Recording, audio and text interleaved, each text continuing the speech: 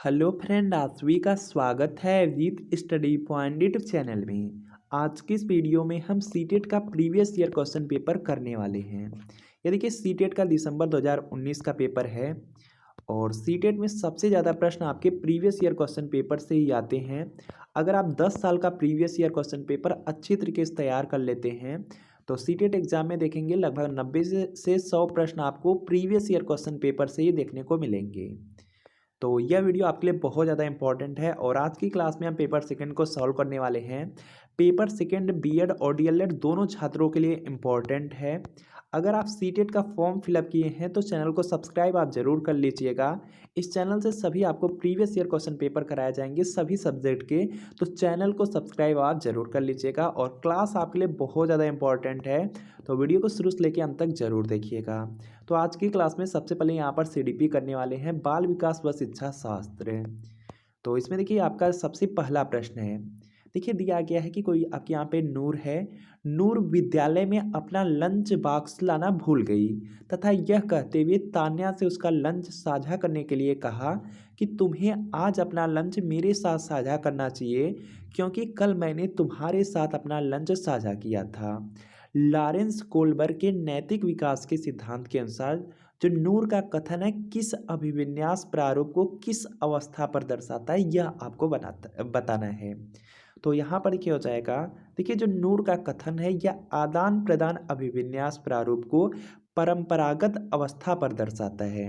तो यहाँ पर देखेंगे जो आपका फोर्थ वाला राइट आंसर है, ये देखिए फोर्थ में ऑप्शन जो दिया गया है यह आपका बिल्कुल राइट आंसर हो जाएगा।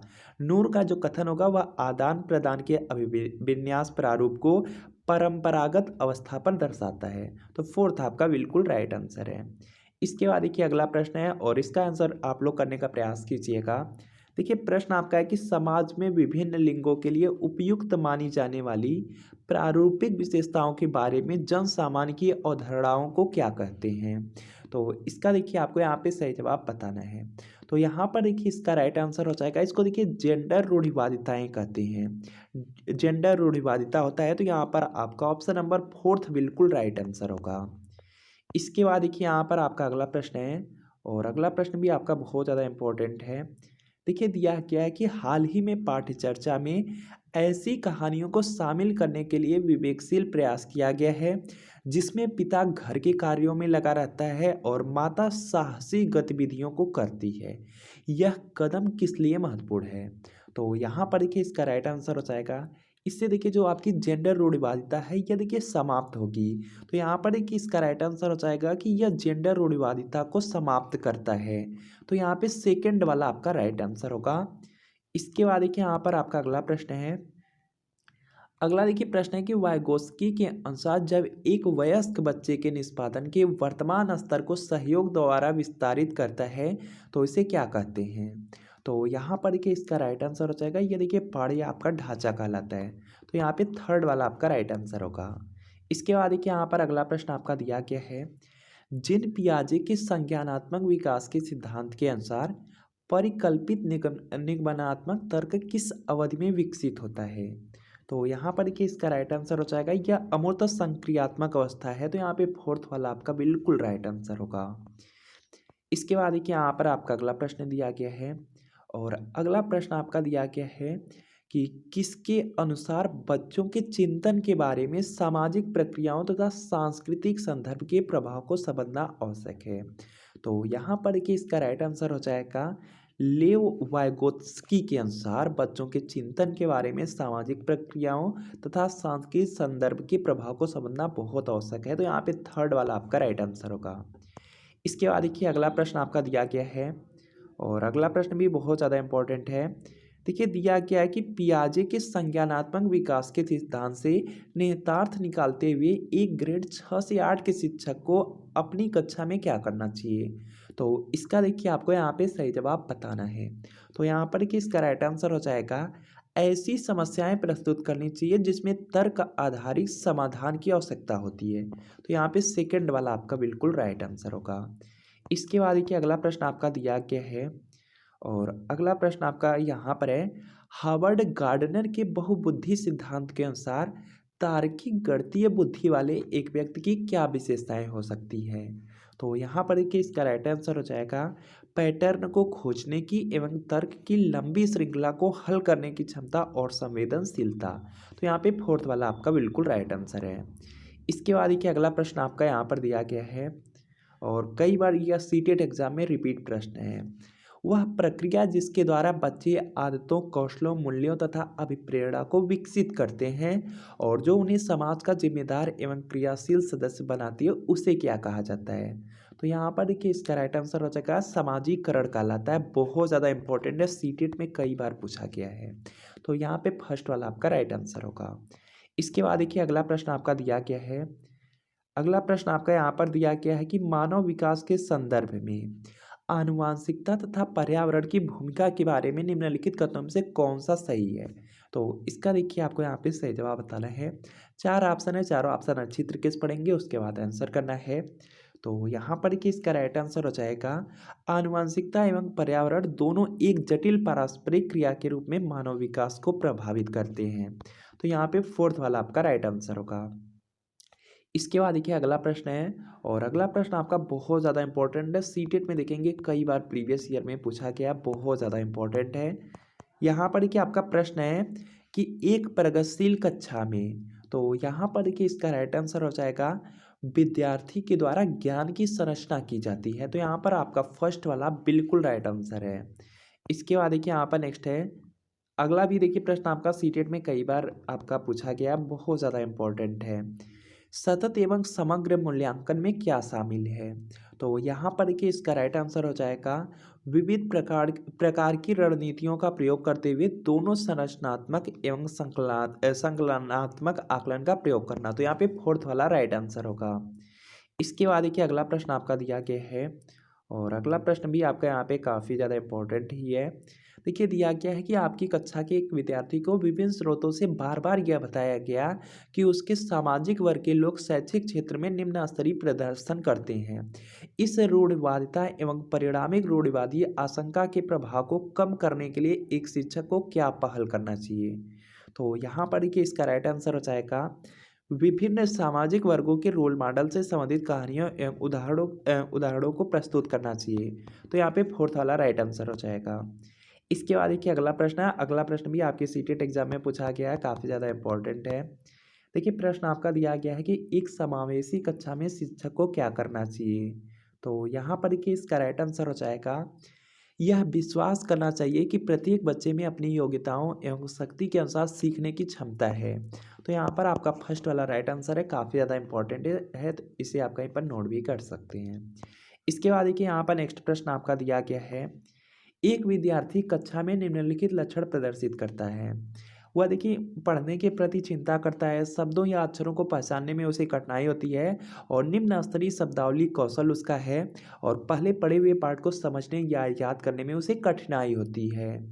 तो वह देखिए क्या प्रदर्शित करता है यह लक्षण, तो आपको बताना है। तो यहाँ पर कि इसका राइट आंसर हो जाएगा अधिगम अशक्तता वाले विद्यार्थी के यह लक्षण है। तो यहाँ पे थर्ड वाला राइट आंसर होगा।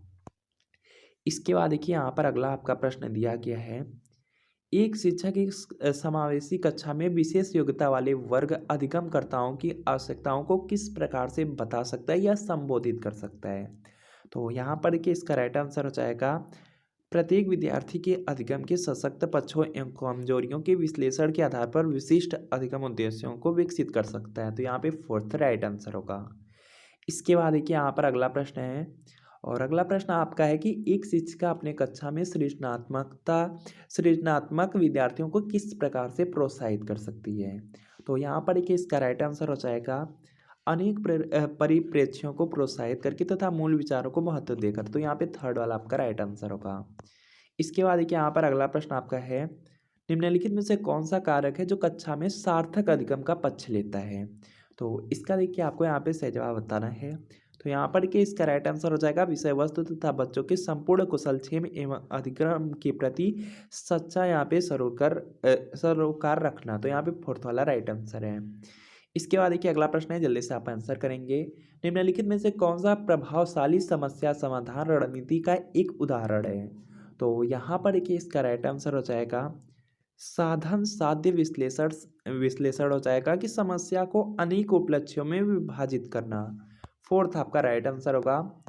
इसके बाद देखिए यहाँ पर नेक्स्ट प्रश्न है कि निम्नलिखित में से कौन से शिक्षण अधिगम के लिए एक प्रभावशाली शिक्षण प्रणाली नहीं है। तो इसका देखिए आपको यहाँ पे सही जवाब बताना है। यहाँ पर देखिए इसका राइट आंसर हो जाएगा कि दिए गए ज्ञान को दोहराने पर ध्यान केंद्रित करना। तो फोर्थ वाला आपका राइट आंसर होगा। इसके बाद देखिए यहाँ पर नेक्स्ट प्रश्न आपका दिया गया है, शिक्षक कक्षा में पढ़ने में ध्यान न देने वाले बच्चों से किस प्रकार का बर्ताव कर सकते हैं। तो इसका देखिए आपको यहाँ पे सही जवाब बताना है। उनसे देखिए बात करके तथा उनकी अरुचि का कारण जानने की कोशिश करके ध्यान दे सकते हैं। तो यहाँ पे थर्ड आपका राइट आंसर होगा। इसके बाद देखिए यहाँ पर नेक्स्ट है कि संरचनावादी उपागम बताता है कि यहाँ पे खालिस्तान है ज्ञान की संरचना के लिए अत्यंत आवश्यक है। तो यहाँ पर देखिए इसका राइट आंसर हो जाएगा विद्यार्थी का पूर्व ज्ञान। तो यहाँ पे फर्स्ट आपका राइट आंसर होगा।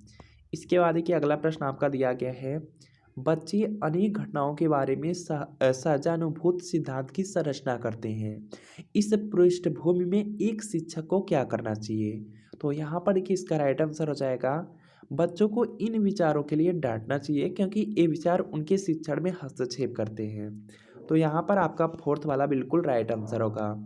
इसके बाद देखिए अगला प्रश्न आपका दिया गया है, संज्ञान एवं संवेग के बीच किस प्रकार संबंध होता है। तो इसका देखिए आपको यहाँ पे सही जवाब बताना है। संज्ञान दिया गया है और संवेग दिया गया है, तो इसके बीच आपका देखिए द्विदिशीय आपका यहाँ पर संबंध होता है कि दोनों के बीच एक गतिशील पारस्परिक क्रिया होती है। तो यहाँ पे फोर्थ वाला आपका बिल्कुल राइट आंसर होगा। इसके बाद देखिए अगला प्रश्न आपका दिया गया है, निम्नलिखित में से कौन से कारक हैं जो अधिगम को प्रभावित करते हैं। अधिगम देखिए आपका होता है लर्निंग या सीखना होता है। तो इसको देखिए कौन कौन से कारक हैं जो प्रभावित करते हैं। तो विद्यार्थियों की अगर अभिरुचि होगी तो प्रभावित करेगा, विद्यार्थियों का सामयिक स्वास्थ्य, शिक्षा शास्त्रीय रणनीतियाँ और विद्यार्थी का सामाजिक एवं सांस्कृतिक संदर्भ। तो यहाँ पर देखेंगे चारों के चारों आपके ऑप्शन हैं सही हैं। तो यहाँ पे फोर्थ वाला आपका राइट आंसर हो जाएगा। इसके बाद देखिए यहाँ पर आपका अगला प्रश्न दिया गया है, निम्नलिखित में से क्या ज्ञान के सार्थक संरचना की प्रक्रिया का एक महत्वपूर्ण पहलू है। तो यहाँ पर देखिए इसका राइट आंसर हो जाएगा सामाजिक पारस्परिक क्रियाएं। तो यहाँ पे फर्स्ट वाला आपका राइट आंसर होगा। इसके बाद देखिए अगला प्रश्न आपका दिया गया है और अगला प्रश्न आपका यहाँ पे इम्पोर्टेंट ही है कि जब विद्यार्थी पुरस्कार पाने की इच्छा से बार बार किसी गतिविधि को करने का निर्णय लेते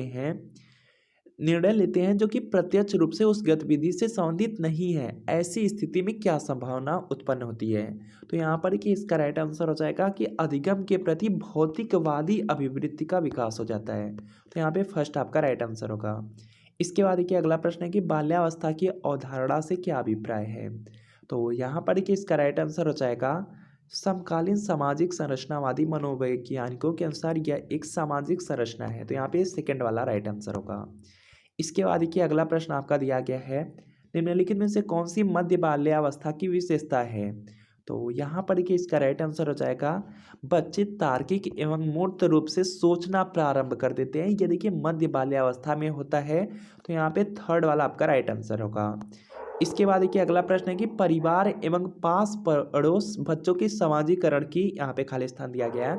तो यहाँ पर देखिए इसका राइट आंसर हो जाएगा, ये प्राथमिक एजेंसी के अंतर्गत आते हैं। तो सेकंड आपका बिल्कुल राइट आंसर होगा। तो फ्रेंड आपको बताना है कि इन 30 प्रश्नों में कितने प्रश्न आपके बिल्कुल सही हुए। और अगर आप सीटेट एग्जाम का फॉर्म फिलअप किए हैं तो चैनल को सब्सक्राइब आप जरूर कर लीजिएगा और 10 साल का प्रीवियस ईयर क्वेश्चन पेपर अच्छी तरीके से तैयार कर लीजिए, जिससे आप पहली ही बार में सीटेट में काफ़ी अच्छा स्कोर कर सकें। तो मिलते हैं फ्रेंड आपसे नेक्स्ट वीडियो में।